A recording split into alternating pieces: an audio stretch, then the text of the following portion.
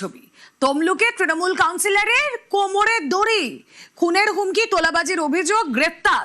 পালা বদলের পর গ্রেফতার এই চঞ্চল খাঁড়া কাউন্সিলরকে কোমরে দড়ি পরিয়ে ঘোরালো পুলিশ। তমলুকে তৃণমূল কাউন্সিলরের কোমরে দড়ি, এই কাউন্সিলরের বিরুদ্ধে একাধিক অভিযোগ। দাপুটে তৃণমূল নেতা চঞ্চল খাঁড়ার কোমরে দড়ি বেঁধে ঘোরালো পুলিশ। কথা বলবো, সুজিত ভৌমিক রয়েছেন সঙ্গে। সুজিত, এই তৃণমূল কাউন্সিলর দাপট ছিল তার চঞ্চল খাঁড়ার, অভিযোগ কি তার বিরুদ্ধে?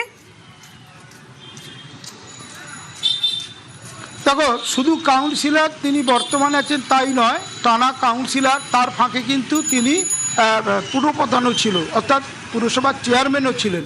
তাই তাকে কোমরে দড়ি বেঁধে তাকে কিন্তু পুলিশ হেফাজতে, নিজেদের হেফাজতে রেখে পুলিশ তাকে কিন্তু নিয়ে গেছিল তাম্রলিপ্ত পুরসভায়। সেখানে পুরসভার চেয়ারম্যান বর্তমান রয়েছেন, তার সামনে জেরা করা হয় দুর্নীতির অভিযোগ,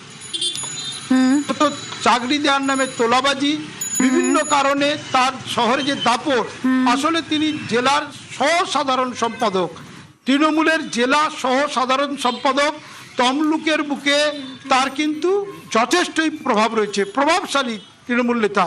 এবং সেই কাউন্সিলর, তার বিরুদ্ধে ভুরি ভুরি অভিযোগ জমা পড়লেও উর্মিলা, শাসক দলের ছত্রছায়ায় থাকায়, সেই সময়ের শাসক দল অর্থাৎ তৃণমূলের ছত্রছায়ায় থাকায় পুলিশ হাত গুটিয়ে বসেছিল। কিন্তু পালাবদলের পর অবস্থার পাল্টে যাচ্ছে এবং সেই যে তার নমুনা চঞ্চল খাঁড়া, নিজেদের হেফাজতে রেখেছে, ভুরি ভুরি অভিযোগ জমা পড়ছে এবং সেই সব অভিযোগের তদন্তে নেমে একেবারে তাকে নিয়ে যাওয়া হচ্ছে কখনো তার বাড়িতে, কখনো পুরসভার রাস্তা অর্থাৎ পুরসভা থেকে জেলখানা মোড় পর্যন্ত রুমেলা তাকে একেবারে দড়ি বেঁধে নিয়ে যাওয়া হচ্ছে।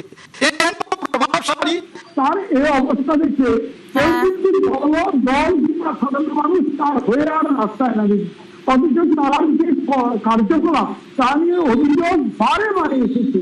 এবং তার তমলুক পুরসভার চেয়ারম্যান কি বলছেন শুনি একবার।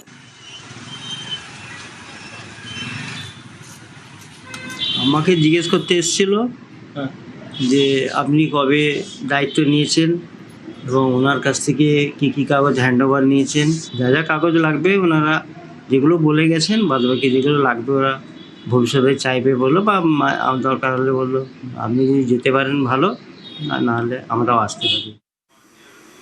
পুরসভার চেয়ারম্যান বলছেন যে যা যা নথি লাগবে, যা যা চাওয়া হয়েছে এখান থেকে সেগুলো আমি দেব। অর্থাৎ দুর্নীতির শিকড় যে কত গভীরে সেটা স্পষ্ট। কথা বলবো, সুজিত ভৌমিক রয়েছেন সঙ্গে। সুজিত, প্রবীর শেখরে এবং তার যে দাপট, তার বিরুদ্ধে যে কাউন্সিলর, দলের কাউন্সিলররা অভিযোগ করতো, বিস্তর অভিযোগ, নিয়ম ভেঙে রাস্তা ঘেরে পুজো করা, সভা করা, এবারে আইনটি বুড়ো আঙুল দেখিয়ে তার যে আধিপত্য সেটা যথেষ্টই ছিল। কে বলছে? এলাকার বাসিন্দারা। কে বলছে? না তৃণমূলের কাউন্সিলররা বলছে।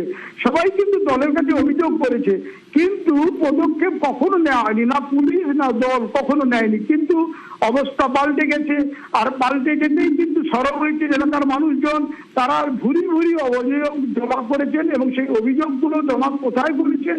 না পুরসভায় যেমন করেছিলেন, সেখানে লাভ হচ্ছে না দেখে তারা কিন্তু পুলিশের দ্বারস্থ হয়েছেন। এবং পুলিশ কিন্তু দেখা গেল কি চিকিৎসককে মারধর করা হয়েছিল তার জায়গা ছিনে নিতে, এরকম একটা অভিযোগের তদন্তে নেমে দেখা গেল কেটে ঘুরতে কেউতে বেরিয়ে আসছে। আরো অভিযোগ জমা পড়ছে, তোলাবাজির অভিযোগ এবং কাউকে ভয় দেখানোর অভিযোগ এবং পুলিশের সহযোগিতা নিয়ে মাতব্বরি করার অভিযোগ। এইরকম বিস্তর অভিযোগ যখন সামনে আসছে একটা শতাব্দী প্রাচীন পুরসভার কাউন্সিলরের বিরুদ্ধে, এবং সেই কাউন্সিলর যখন পুরপ্রধান হিসেবে কিছুদিন ছিলেন, তখন কিন্তু এখন পালাবদলের পরে এই সরকার আইন মতো কাজ শুরু করেছে বলে যেটা দেখা যাচ্ছে। এবং তার ফলেই তাকে জেরা করে আরো গভীরে পৌঁছতে চাইছে, কারণ তার বিরুদ্ধে যে অভিযোগ রয়েছে সেই সব অভিযোগের সত্যতা যাতে দেখার জন্যই কিন্তু রাস্তায় তাকে ঘুরিয়ে পুরসভায় নিয়ে গিয়ে তার বাড়িতে নিয়ে গিয়ে কাগজপত্র সিল করা, সবটাই কিন্তু নাগাড়ে করা হচ্ছে। এবং সেই করাটা দেখা যাচ্ছে পুলিশ নিজেদের সঙ্গে নিয়ে করছেন, কোমরে দড়ি বেঁধে নিয়ে ঘোরাচ্ছেন। এবং আইনের পথে চলবে, তাদের তদন্ত সাপেক্ষে বা তদন্তের স্বার্থে তারা যে কোনো জায়গায় নিয়ে আসতে পারে। যেভাবে উনি দুর্নীতিগ্রস্ত হয়ে পড়েছিলেন, একদিন উনি অ্যাডমিনিস্ট্রেটর রোল প্লে করার জন্য ওই চেয়ারম্যানের চেয়ারে বসেছিলেন, আর আজকে ওনাকে দড়ি বেঁধে, কোমরে দড়ি বেঁধে ওনাকে ওই রুমে নিয়ে আসছে। প্রত্যেক মানুষই দুর্নীতি করার আগে একবার নয় 100 বার এইসব দিনগুলোর কথা মনে করে ভেবে ভাবা উচিত।